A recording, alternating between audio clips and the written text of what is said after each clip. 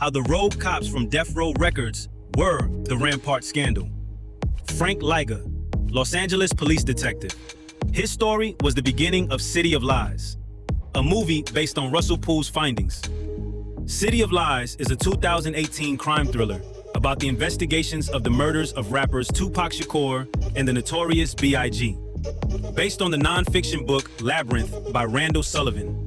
The film stars Johnny Depp as retired LAPD detective Russell Poole and Forrest Whitaker as journalist Jack Jackson. Spring 1997.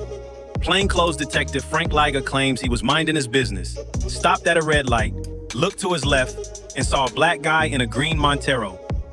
When their eyes locked, unprovoked, the black guy said, "I'll put a cap in your ass."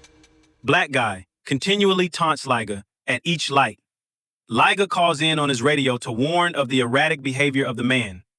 Liga says he takes his gun out and places it on his lap as he is now apprehensive of the male. Liga claims Kevin Gaines pointed a gun at him and said he'd put a cap in Liga's ass, and Liga fired 2 rounds, killing Kevin Gaines. 3 hours later, Detective Liga's superior officers told him who he'd shot. He says, "Guy was a policeman." I says, "From where?" "One of ours, Work Pacific." I says, "You're kidding me." LAPD officer Kevin Gaines was gunned down by one of his own, killed on Tuesday afternoon in North Hollywood by an undercover officer. This is it. The echoes of the OJ trial were still in the air when Johnny Cochran took up the case of that road rage incident. To Cochran, it was as clear as black and white. A black man killed by a white cop. He filed a $25 million lawsuit against the LAPD. Johnny Cochran was retained by the family, the ex-wife. And immediately, you immediately saw in the media the race card being flashed up. Right off the bat. I was labeled an out-of-control, racist, white cop with a history. But facts began to emerge about Kevin Gaines, that black officer who Liga took to be a menacing gangster. After the shooting, there was 4 or 5 other witnesses that had called LAPD to report that the same officer, Gaines, had either badged or brandished his gun in similar road rage type incidents. The investigation took detectives into Gaines' off-duty life. While we were at the scene, we received a clue that Gaines had a girlfriend that lived in Hollywood Hills. And when we got there, it turned out that his girlfriend was Sharitha Knight, who was the estranged wife of the owner of Death Row Records.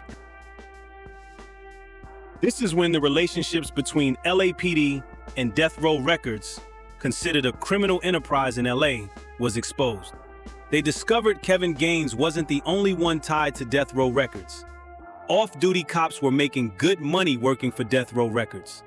LAPD claims they didn't know about this group of rogue officers moonlighting with Death Row Records. Then, on November 6, 1997, 2 men boldly rob a bank in downtown LA. Security footage caught pictures of the men holding bags with $722,000.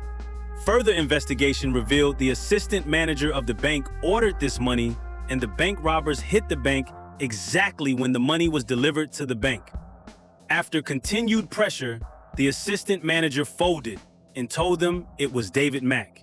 David Mack was arrested. He refused to cooperate with the police. He's in custody, Los Angeles County Jail, and we're getting reports back that he is attiring himself with red socks, red items that distinguish association with the blood gang. And we'd also received word from jailers that he had said he is a blood gang member. Now a disturbing pattern had begun to present itself. Officer Kevin Gaines, tied to Death Row. Off-duty cops involved in the gangster rap scene. David Mack, renouncing the LAPD and coming out as a blood gang member. Through interviews of former police officers that worked in the Death Row organization, Mack and Gaines were identified as confidants of Suge Knight, the owner of Death Row Records. They were present during private Death Row parties, and that's where first time that we were able to really make the connection between those two. And when detectives had searched Mack's home, in the garage, they'd found a black Chevy Impala SS and something else. He also had a shrine of Tupac Shakur, posters and memorabilia of Tupac Shakur all through the garage. A dark Chevy and Tupac Shakur were, it turns out, part of another mystery. Biggie had been murdered, and it was noted that the shots came from a black Chevy Impala SS. The car in Mack's home was eerily similar. And again, the problematic relationship of officers being involved in street gang violence was becoming too uncomfortable to ignore. It's a black Chevrolet SS with chrome wheels. And I believe there was a limited amount of those vehicles sold here in California. And when we searched David Mack's residence, a vehicle similar to that was found in his garage. And about 10 or 10:30 in the morning, Lieutenant Hernandez approached me and said that we had a call out that there appeared to be some narcotics missing from property division. 6 pounds of cocaine were missing. Within a week, detectives had a suspect. And so we began to look at officers assigned to narcotics division who would have had knowledge that narcotics was there. And actually, the lieutenant in narcotics division gave us a possible name of Raphael Perez, who fit that description. He spoke fluent Spanish, obviously with a Puerto Rican accent, and he had black features. Raphael Perez, on the force he liked to be called Ray, was a former partner of David Mack's. He was that friend who earlier had checked out clean. They had been partners together in an undercover narcotics assignment. They had been involved in an officer-involved shooting in which Perez had claimed Mack had saved his life. And that's when the name of Ray Perez and David Mack was connected, that they were good friends. So now that set off alarm bells everywhere that, okay, what are these two guys up to? Investigators discovered that Ray Perez and David Mack were partners in the high life. They began to tail Perez. Right away, it's obvious that the manner in which he's driving, he's using some type of counter-surveillance type of driving, making many turns to see if somebody is following him. And it becomes very obvious that he's driving and acting very suspiciously. Detectives subpoenaed Perez's cell phone records. He had called a number in this apartment building right before the theft of the cocaine, and right after. And the surveillance detectives had seen him here. And so now we had a connection between Raphael Perez and a known drug dealer. One day, the cops knocked on Veronica Quesada's door. They found Veronica, her pictures, money, drug paraphernalia, and Veronica's brother, Carlos Romero. And in the course of the search, they found something else. In the drawers, a picture of Ray Perez in what we call a 211 suit. 211 is the section of the California Penal Code, which stands for robbery. And years ago, these running suits would be used by a number of people that would go in and do robberies, and hence the nickname 211 suit. So we see a picture of Raphael Perez in this 211 suit, making hand signs that depicted a specific blood group of gangs on the West Coast. It was what color was the suit? Red. Red is a color associated with Bloods. The LAPD was coming to believe it had a group of gangsta cops within the ranks. The chief formed a task force to find out. We thought that inside the police department were a criminal gang in uniform. Raphael Perez was arrested and brought to trial. 4 female jurors voted to acquit. Perez had a hung jury. But the cops weren't through with him yet. Why did you keep going after him? Because we honestly felt that Perez was involved in greater criminality, and he could be the one who would lead us to even bigger fish, so to speak. Did there come a time where you thought some of those bigger fish might be David Mack and might be the other, yes, even into Death Row Records? Yes. He's had time to sit in custody for a year. He knows that the majority of the jury wanted to convict him the first time. And he also knows that I'm not stopping. And the judge is not releasing him on bond. And the judge seems to be inclined to believe that he's guilty of the charge. So he knows that his chances are less now than they were initially. The DA hoped he could squeeze Perez enough that they could cut a deal that would bring all the pieces together. The road rage event, the bank robbery, the stolen dope, Death Row Records, maybe even the murder of Biggie Smalls. By September 1999, as the jury was being selected, Perez's lawyer began to bargain. Mr. McKesson says, would you be willing to take a proffer with use immunity from Mr. Perez? The feds call it a queen for a day. And what you do is you take a statement from a defendant or a suspect, and you agree that you cannot use that statement against them in court or anything that you learn from that statement against them in court. Rosenthal agreed. The moment was finally at hand. Courtroom is locked, and it's Mr. Perez, Mr. McKesson, myself, and the court reporter. But the story Perez decided to tell was not at all what the investigators expected to hear. He told them nothing about Kevin Gaines, or David Mack, or Biggie Smalls. Instead, he turned them and their investigation toward a kind of misconduct he knew they could not ignore. When Ray Perez spoke of taking on the gangbangers in an area called Rampart, he was describing about the most densely packed and dangerous piece of Los Angeles. Perez told how he and his partner, Nino Durden, framed gang members and shook them down for drugs and money. There are sections of Rampart nobody would want to live in. It began with a shooting gone bad. And he tells me that there was a shooting incident that happened back in October of 1996 where he and his partner overreacted. They shot an unarmed man, and then they planted a gun on him. Perez's partner at the time was Nino Durden. They had shot a 19-year-old gang member named Javier Sniper Ovando, framed him, and testified against him in court. Now the prosecutors wanted to know every detail. Within a week, Judge Larry Fidler signed a writ of habeas corpus, releasing Ovando. Well, it's horrifying. I mean, the purpose of the criminal justice system is to see that justice is done, to see that the law is followed equally to all people, but especially when you're a criminal judge, is to make sure that you don't put any innocent people in prison.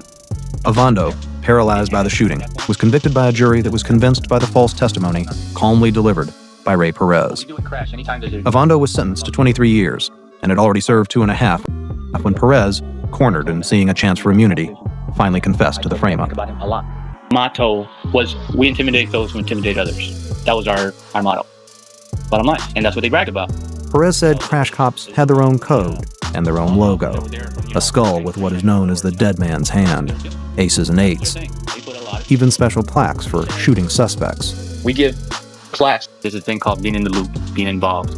I would say that 90% of the officers that work crash, and not just Rampart crash, falsify a lot of information. They put cases on people. And I know that's not a good thing to hear, but there's a lot of crooked stuff going on with LAPD, especially LAPD specialized units. Prosecutors wanted to know everything. Perez was happy to oblige, but he needed a little help. He asked to see the arrest books from his unit. The prosecutors turned them over. He'd go through report by report, and he'd put one in a stack that we need to discuss on the record, and the other in a stack that he was either unaware of any misconduct or the case was fine. It was a role that Perez seemed to take to.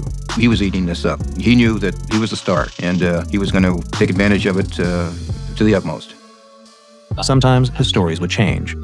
Perez's secret revelations had been leaked to the Los Angeles Times. Efforts to crack down on corruption are far from over. Creating a firestorm of controversy. Changes for the department. The Furies in the city were released. A key player in LA's biggest police scandal. He speaks a little English, a little Spanish, and a little French. Police critics, community activists, and plaintiffs' lawyers saw their chance. Some weren't feeling the shady gang members being allowed back on the streets. Some of them had murdered people. Not to mention, they now had won mad settlements because of Perez's testimonies. Picture that. Perez went in on the police, the very crash unit he himself was a part of, claiming to have been manipulated by the climate of this unit. They had their own logo. Perez claimed Crash would perjure themselves against gang members to cover their own misconduct. In other words, Perez seemed to have continually beat these people at their own game. Perez implicated officers, causing termination and criminal charges in 6 cases. Altogether, there were 70 officers implicated in some type of misconduct. But how much of it was true? Of the 70 officers, 5 were terminated and 7 resigned. But these officers inevitably beat these charges and won huge lawsuits. LAPD could no longer afford their deeds. The city decided to award Javier Ovando its biggest police misconduct settlement ever. It reflects substantial injustice that happened to not only Javier, but to our community. And it had to be an amount that I think that would bring attention to everyone and compensate Javier reasonably. And there was a record settlement reached by Mr. Hahn, the city attorney, Mr. James Hahn, and myself for $15 million. 15 million? 15 million. How many are there now that you represent in the 60. Rampart? 60. And you had one huge settlement already, right? How many people? I settled 29. What amount? The gross amount was $10.95 million.